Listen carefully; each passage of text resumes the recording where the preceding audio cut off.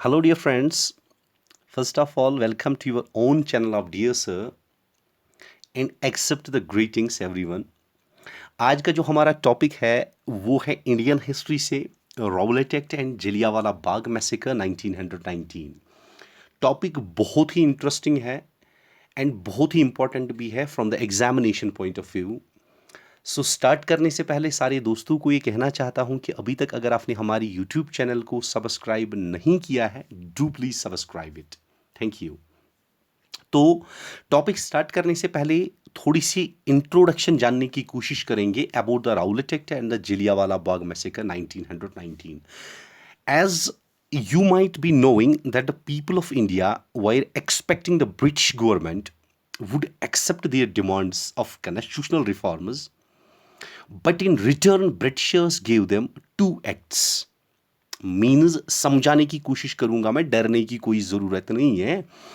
Means कि एक तरफ लोग उम्मीद और आस लगा के बैठे थे कि वर्ल्ड वॉर फर्स्ट के बाद ब्रिटिश गवर्नमेंट उनकी पूरी डिमांड्स पूरी करेगा, लेकिन ब्रिटिश गवर्नमेंट ने क्या किया? अब इंडिया के लोग जो थे वो उम्मीद लगाए बैठे थे कि ब्रिटिश गवर्नमेंट उनकी पूरी सारी मांगे पूरी करेगा, बट ब्रिटिश गवर्नमेंट ने बदले में दो एक्ट्स पास किए। एक गवर्नमेंट ऑफ इंडिया एक्ट 1919 जो हमने पिछले लेक्चर में कवर किया, एंड दूसरा राउलेट एक्ट 1919। अब राउलेट एक्ट क्या था? राउलेट एक्ट ब्रिटिश गवर्नमेंट ने पास किया था ताकि वो अपनी ग्रिप जो है वो मजबूत बना सके, अपना होल्ड जो है, अपना कमांड जो है वो मजबूत बना सके इंडिया के लोगों पे, जो कॉमन पीपल थे उन पे अपनी पकड़ मजबूती के साथ बना के रखे ताकि वो उनको कमजोर बना सके। ये ला जो था पास हुआ था, मींस राउलेट एक्ट जो था पास हुआ था मार्च 1919 में, एंड पास किसने किया था? इंपीरियल लेजिस्लेटिव काउंसिल ने। ये आपको ये चीज़ें याद रखनी है। It was passed in March 1919 by imperial legislative council, ठीक। एंड जिसकी वजह से क्या हुआ कि किसी को भी अरेस्ट किया जा सकता था विदाउट एनी ट्रेल। मींस किसी को भी अगर किसी पे थोड़ा सा भी डाउट होता उसको उठा के जेल में डालते, ना ही कोर्ट में कोई पेशी, ना ही बाकी सारी चीज़ें, उसको जेल में ही उठा के सड़ा देते थे ये लोग, ठीक। एंड ये एक्ट खत्म करने के लिए गांधी जी ने क्या किया? गांधी जी ने बाकी लीडर्स के साथ मिलकर हड़ताल की कॉल करी। मींस उसने बोला सस्पेंशन ऑफ वर्क, सारे काम जो है वो बंद रहेंगे ताकि इंडियंस जो है वो दिखा सके ब्रिटिश को कि हमें ये आपका कानून मंजूर नहीं है, we are against this rule, we are against this act, हम इस एक्ट के खिलाफ है। उसके बाद क्या होता है? उसके बाद इसी राउलेट एक्ट से स्टार्ट होता है जलियांवाला बाग मैसेकर, जिसको हम अमृतसर मैसेकर भी बोलते हैं। जो जो कब हुआ था? जो हुआ था अगेन इन 1919 में ही, जब लोग बैसाखी का त्यौहार मनाने गए थे जलियांवाला बाग में, ठीक है। एंड गैदरर्स जो थे, जो जमा हुए थे लोग जलियांवाला बाग में, वो चाहते थे कि पीसफुल प्रोटेस्ट किया जाए, क्योंकि उनके जो बड़े दो फेमस लीडर्स थे, एक का नाम था, जैसा कि ऑलरेडी मैंने लिख के रखा है, सतियाफाल एंड सैफुद्दीन किचलू, उनको अरेस्ट किया गया था, इसीलिए वो पीसफुल प्रोटेस्ट करना चाहते थे। अब डिटेल्ड इनके बारे में पढ़ने के लिए आपको मेरे साथ आगे रहना पड़ेगा, तो सो लेट अस स्टार्ट, ठीक। पहले तो overview of the Rowlatt act 1919। देखो, राउलेट एक्ट 1919 को ऑफिशियली बोला जाता था anarchical and revolutionary crimes act 1919। ये आपको याद रखना है। और इसके मतलब anarchical and revolutionary crimes act 1919 भी इसको बोला जाता है, या ब्लैक एक्ट भी इसको बोला जाता है, ये आपको याद रखना है, it's the most important point. अब इसका टेरिटोरियल एक्सटेंट मींस ये पूरे भारत में इस एक्ट को मींस इंप्लीमेंट किया गया। And it was enacted by, किसने एनेक्ट किया था ये? It was enacted by imperial legislative council. अब एनेक्ट कब हुआ था ये? It was enacted in, means it was laid down in, it was passed on March 21 1919, and commence भी उसी दिन हुआ था, मींस शुरू भी उसी दिन हुआ था 21 मार्च 1990 को। एंड इसका जो stats means it was repelled, means it was called off, you can say dropped, you can say cancelled later on, ठीक है कि नहीं है? उसके बाद अगर हम आगे बढ़े तो पहले what is Rowlatt act? Rowlatt act जैसा कि ऑलरेडी मैंने बोला, इसको ऑफिशियली हम बोलते हैं anarchical and revolutionary crimes act 1919, इसको हम बोलते हैं। पास हुआ था मार्च 1919 में। किसने पास किया था? इंपीरियल लेजिस्लेटिव काउंसिल ने, ठीक। अब इस एक्ट से हुआ क्या? इस एक्ट ने ब्रिटिश गवर्नमेंट को ये अधिकार दिया कि वो किसी भी को मीन्स अगर उनको किसी पे डाउट होता, एक तो होता है terrorist means one who is involved in the crime, लेकिन दूसरा होता है अगर किसी पे थोड़ा सा भी शक होता उसको उठा के ये जेल में डालते थे। एंड जेल में भी कितने टाइम तक? 2 साल तक without any trail means court में लाने के बगैर ही इसको 2 साल ये जेल में सड़ा देते थे मामूली शक पे। अगर थोड़ा सा भी शक होता किसी पे तो उसको उठा के जेल में डालना था। This was Rowlatt act. उसके बाद इसने इसकी इस एक्ट में और क्या था? इस एक्ट में यह था कि पुलिस किसी के भी घर पे जा सकता था या कहीं भी जा सकता था एंड विदाउट वारंट वो सर्च कर सकती थी। मींस विदाउट वारंट, वारंट की उनको ज़रूरत नहीं थी, वो किसी के भी घर में जाके किसी की भी प्रॉपर्टी में घुस के वो वहाँ पे सर्च कर सकती थी। ठीक है, इसने इस एक्ट ने ऑलरेडी और बहुत सारी चीज़ें की। इस एक्ट से जो प्रेस का फ्रीडम था वो भी कम कर दिया गया। मींस प्रेस को भी फ्रीडम कम कर दिए गए। ठीक, अब ये जो एक्ट था इसको राउलेट एक्ट बोलते क्यों है? पहले तो ये बात है ना, why this act is called as Rowlatt act, why not some another act? Rowlatt act इसीलिए बोला जाता है क्योंकि ये जो एक्ट था ये पास हुआ था on the recommendations of Rowlatt committee. Rowlatt committee की रिकमेंडेशंस पे ये पास हुआ था, जिनको चेयर कर रहा था एक जज जिसका नाम था sir Sydney Rowlatt. After home the act is named, and उसी के बाद मीन्स की जो राउलेट कमेटी थी दैट वाज चीयर्ड बाय जज सर सिडनी राउलेट, एंड उसी राउलेट के नाम पे ही इसका नाम राउलेट एक्ट रखा गया था। अब राउलेट एक्ट जो था इसको इंडियन लीडर्स ने कंडमन कर दिया। मींस उन्होंने बोला कि ये ला हमें ज़रूरत नहीं है, हमें इस एक्ट की ज़रूरत नहीं है, तो इसीलिए इसको ब्लैक बिल भी कहा गया। ठीक, ये चीज़ें आपको याद रखनी है। These are all the important points taken from the NCERT books which are very mandatory and very compulsory for the examination point of view. Remember this. उसके बाद अगर हम आगे चले, जो एक्ट पास किया गया था डिस्पाइट, देखो जो ऑलरेडी इंपीरियल लेजिस्लेटिव काउंसिल में इंडियन मेंबर्स थे उन्होंने इस एक्ट को अपोज किया। Even they resigned also from the imperial legislative council, means उन्होंने रिजिग्नेशन भी अपना सामने रख दिया, उन्होंने अपना रिजाइन भी कर दिया, यानी कि उनको इस एक्ट से totally objection थी। they were objectionable to this act, means they were having total objection with this act, but still उनकी objection के बावजूद भी इस एक्ट को पास किया गया। अब जो लीडर्स जिन्होंने इस एक्ट को objection दिखा दी एंड जिन्होंने रिजाइन कर दिया, उनमें सबसे पहले मोहम्मद अली जिन्ना आते हैं, मदन मोहन मालवीय आते हैं या मजहरुल हक आते हैं। ठीक है, and in response to the act, अब लोगों को तो इधर से कुछ रेस्पॉन्स दिखाना था ना, क्योंकि to every action there is equivalent opposite reaction. ठीक है, अब उधर से तो एक्शन किया था ब्रिटिश गवर्नमेंट ने, अब इधर से इंडियन लोगों का भी तो रिएक्शन देखना था। इसके लिए जो गांधी जी था, गांधी जी ने नेशन वाइड हड़ताल की कॉल दी। मीन्स पूरा भारत बंद कर दो, मीन्स पूरा कौम बंद होना चाहिए, पूरा नेशन ही, पूरा कंट्री बंद होनी चाहिए। और कॉल कब दी गई थी? 6 अप्रैल को। ठीक, जिसको बोला गया राउलेट सत्याग्रह, क्योंकि राउलेट एक्ट के रिएक्शन में गांधी जी ने कॉल दी नेशन वाइड बंद की। मींस पूरा मुल्क, पूरा कंट्री जो है वो बंद रहेगा, इसीलिए इसको राउलेट सत्याग्रह कहा गया। ठीक, अभी जो मूवमेंट था लेटर ऑन गांधी जी ने कैंसिल कर दिया। राउलेट सत्याग्रह को लेटर ऑन गांधी जी ने कैंसिल कर दिया, क्योंकि इसमें क्या हुआ, इसमें सिचुएशन बहुत ख़राब हुई, क्योंकि लोग बहुत ज़्यादा गुस्से में आए एंड लोगों को कंट्रोल करना मुश्किल हो गया। और ख़ासकर पंजाब की हालत जो थी वो बहुत ख़राब थी, क्योंकि गांधी जी हमेशा चाहते थे कि नॉन वायलेंस तरीके से जंग लड़ी जाए। ठीक है, बट जो राउलेट सत्याग्रह था इसने बाद में फायरस लिया था। मींस इसमें बाद में इसमें लोगों में जोश आ गया था, जिसकी वजह से वो आपे से बाहर होके अनकंट्रोलेबल, मींस कंट्रोल जिनको हम नहीं कर पाते हैं, मींस जो जिन्होंने लाठियां चलाना स्टार्ट कर दिया था और बहुत सारी चीज़ें, मींस उन्होंने फिर अहिंसा छोड़ दी।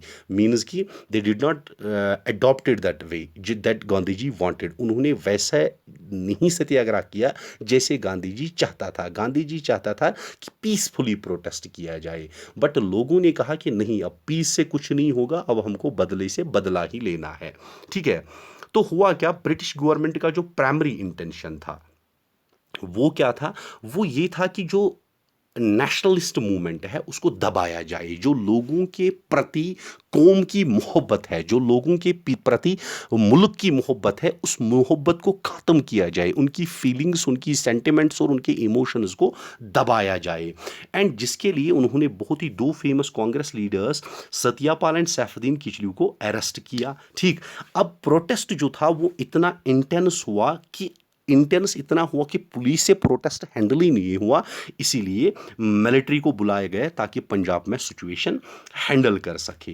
तो अब पंजाब में जो हालत बहुत ज़्यादा ख़राब थी, इसीलिए पंजाब में किसको बुलाया गया, आर्मी को बुलाया गया ताकि पंजाब की हालत को डील कर सके, पंजाब की कंडीशंस को डील कर सके वो। ठीक, तो क्या हुआ, उसी से क्रिएट हुआ जलियांवाला बाग। आगे ध्यान रखो, सिचुएशन जो पंजाब में थी वो बहुत ही ख़राब थी। ठीक, क्योंकि वहाँ पे बहुत ज़्यादा राइट्स हो रहे थे, बहुत ज़्यादा दंगे फसाद हो रहे थे, लोग प्रोटेस्ट कर रहे थे इस राउलेट एक्ट के बारे में। ठीक, और ऑलरेडी उनके दो लीडर्स, प्रोमिनेंट लीडर्स भी अरेस्ट हुए थे, और पंजाब को इसीलिए मार्शल लॉ के अंडर डाला गया, मींस मिलिट्री लॉ के अंडर डाला गया। और मिलिट्री लॉ कब स्टार्ट होता है, मिलिट्री लॉ होता है in terms of war, in terms of rebellion और in terms of any natural disaster. ठीक है, सो इधर क्या हुआ, इधर मिलिट्री लॉ कायम किया गया। उस टाइम पंजाब के जो लेफ्टिनेंट गवर्नर थे वो थे माइकलो डायर, याद रखना है इस बात को। लेफ्टिनेंट गवर्नर थे माइकलो डायर, जो ब्रिगेडियर जनरल थे जनरल ओ डायर, जिसने जलियांवाला बाग किया। जनरल ओ डायर अलग है, माइकलो डायर अलग है, ये बात आपको याद रखनी है। पंजाब के जो लेफ्टिनेंट गवर्नर उस टाइम थे वो थे माइकल ओ डायर, एंड जो ब्रिगेडियर जनरल थे वो थे जनरल ओ डायर, और लॉर्ड चैम्सफोर्ड जो थे वो इंडिया के वाइसराय थे तब। ठीक, उसके बाद क्या हुआ, अब लोगों में गुस्सा भी बहुत ज़्यादा था, लोगों में आक्रोश बहुत ज़्यादा था, लोग बहुत ज़्यादा नाराज़ थे ब्रिटिश गवर्नमेंट से। अब उसके बाद इनके दो प्रोमिनेंट एंड मशहूर लीडर्स को अरेस्ट किया गया था। सो लोगों ने क्या किया, 13 अप्रैल 1919 को ये जमा हो गए जलियांवाला बाग में। जमा क्यों हो गए, क्योंकि बैसाखी का फेस्टिवल था और लोगों ने ऑलरेडी, लोगों के इंटेंशन थे कि एक पीसफुल प्रोटेस्ट किया जाए against the suppressive and the repressive policies of the British, क्योंकि जो ब्रिटिश हमारे खिलाफ पॉलिसीज एंड एक्ट्स बना रहा है, इनके खिलाफ एक पीसफुल प्रोटेस्ट किया जाए। ठीक, लेकिन हुआ क्या, जब ये बाग में थे तो जनरल और डायर बाग में घुसे, एंड बाग की जो एक वाहिद एंट्रेंस थी, मीन्स जहाँ से आते बाग में आया जाता था या जाया जाता था, मीन्स जहाँ से बाग का रास्ता था, एक वाहिद रास्ता था, जनरल और डायर ने उसका रास्ता जो था वो बंद कर दिया और लोगों पे अंधाधुंध गोलियां चलाना स्टार्ट कर दिया। ठीक, अब गोलियां लोगों पे चलाना स्टार्ट कर दिया, बट फेस्टिवल था, फेस्टिवल में बहुत सारे बच्चे भी थे, जिसकी वजह से 10 मिनट में 1650 राउंड फायर किए गए जनरल ओ डायर एंड उसके साथ जो बाकी ऑफिसर्स थे उनके द्वारा, जिसमें से 1000 लोगों की जान गई और 1500 लोग जो थे वो जख्मी हो गए। एंड ये जो ट्रेजेडी थी, ये जो हादसा था, इसने पूरे मुल्क को, पूरी कंट्री को हिला के रख दिया, एंड जो नीयत थी, जो फेथ थी ब्रिटिश जस्टिस में, वो ख़त्म हो गई, क्योंकि सारे लोगों को लगने लगा कि नहीं यार, ब्रिटिश का जस्टिस कुछ भी नहीं है, ब्रिटिश कुछ नहीं है, जस्ट कि ये हमारे लोगों की जान ले रहा है। इसीलिए लोग, लीडर सारे बड़े आक्रोश में आ गए, बहुत गुस्से में आ गए, एंड नेशनल लीडर जो थे उन्होंने इस एक्ट को कंडम किया। हाउएवर जो डायर था, जो जनरल ओ डायर थे, जिसने ये किया था, ये एक्ट किया था, हालांकि उसको ब्रिटिश गवर्नमेंट ने अप्रिशिएट भी किया, मीन्स जब वो ब्रिटिश वापस गए, ब्रिटिश में बहुत ज़्यादा लोगों ने उसको अप्रिशिएट किया, हालांकि इंडिया में भी जो इंडियन गवर्नमेंट में ब्रिटिश ऑफिसर्स थे उन्होंने भी इसको अप्रिशिएट किया, बट कुछ ने क्रिटिसाइज भी कर दिया। जिन्होंने क्रिटिसाइज कर दिया उनमें सबसे पहले विंस्टन चर्चिल आए, एंड नंबर नेक्स्ट उसमें prime minister, former prime minister H Asquith भी आए। ठीक है कि नहीं है, अस्क्यूथ भी आए। अब गवर्नमेंट ने स्टार्ट किया हंटर कमीशन, ताकि एक इंक्वायरी की जाए, गवर्नमेंट ने, मीन्स गवर्नमेंट को तो इंक्वायरी बिठानी ही बिठानी है। अब इंक्वायरी उन्होंने स्टार्ट कर दी इस मैसेकर का, जो ये हादसा हुआ था, जो हादसा जनरल ओ डायर ने किया था, इसके लिए कमीशन बिठाया गया जिसका नाम था हंटर कमीशन, ताकि वो इंक्वायरी कर सके अबाउट द मैसेकर। ठीक, ऑल दो जो ये मतलब कमीशन था, उसने कंडमन किया, उसने ये कहा कि नहीं ये एक्ट ठीक नहीं है, मीनी जो जनरल ओडायर ने किया वो गलत था, बट उसके खिलाफ कोई डिसिप्लिनरी एक्शन नहीं हुई। ठीक, हालांकि he was relieved of his duties, उसको अपनी ड्यूटी से रिलीव किया गया 1920 में। इन प्रोटेस्ट में जो मैसेकर में हुआ, British failure to give the due justice to the victims, means कि अब ब्रिटिश जो थी उन्होंने विक्टम्स के साथ कोई इंसाफ नहीं किया, मीन्स जो शहीद हो गए उधर या जो ज़ख्मी हो गए उनको जो था कोई मीन्स जस्टिस उनको दिया नहीं गया। इसलिए अब रविंद्रनाथ टैगोर का टाइटल जो था नाइटहुड का उसने वो रिनाउंस कर दिया, एंड गांधी जी का टाइटल केसरी हिंद उसने भी वो क्या कर दिया, उसने भी मीन्स उनको उसको रिलिंक्विश कर दिया, मीन्स उसको भी सरेंडर कर दिया, उसको भी गिव अप कर दिया। ठीक है, जो उसको मिला था during the bore war in south Africa. ठीक है, मीन्स रविंद्रनाथ टैगोर ने अपना नाइटहुड का खिताब दिया एंड गांधी जी ने केसरी हिंद का खिताब दिया। ठीक है, उसके बाद क्या हुआ, माइकल और डायर जो थे, जो लेफ्टिनेंट गवर्नर थे पंजाब के, ठीक है, हु वाज अप्रूव्ड, मीन्स जिसने अप्रूव किए, हु हैड अप्रूव्ड, जिसने अप्रूव किए किसके, ब्रिगेडियर जनरल डायर के, जो assassinated bye Udham Singh in London in 1940। Means कि जब जनरल ओ डायर क्या थे, ब्रिगेडियर जनरल, जो मैंने ऑलरेडी आपको बोला जनरल ओ डायर जो थे ब्रिगेडियर जनरल थे, क्योंकि उसकी एक्शंस मीन्स लोगों पे तो गोलियां वो खुद नहीं चलाता ना जब तक उसको ऊपर से अप्रूवल नहीं मिलता। और उसको अप्रूवल किसने दी थी, माइकल ओ डायर ने। और माइकल ओ डायर को बाद में मारा गया किसके थ्रू, उधम सिंह के थ्रू लंदन में। ठीक है, माइकल ओ डायर मीन्स जो इसका रचयिता था, जो जलियांवाला बाग का रचयिता था, उसको बाद में उधम सिंह ने लंदन में मार दिया 1940 में एज अ रिवेंज, मीन्स बदला। अब उधम सिंह जो है, ऐसा भरोसा किया जाता है, इट इज़ बिलीव्ड दैट जो उधम सिंह है उसने जलियांवाला बाग जो है अपनी आंखों से देखा है, क्योंकि तब वो बहुत ही छोटा बच्चा था। Hope you understood this lecture properly. Thank you, keep supporting, keep sharing our YouTube channel and keep subscribing our YouTube channel. Thank you, wish you a very happy day.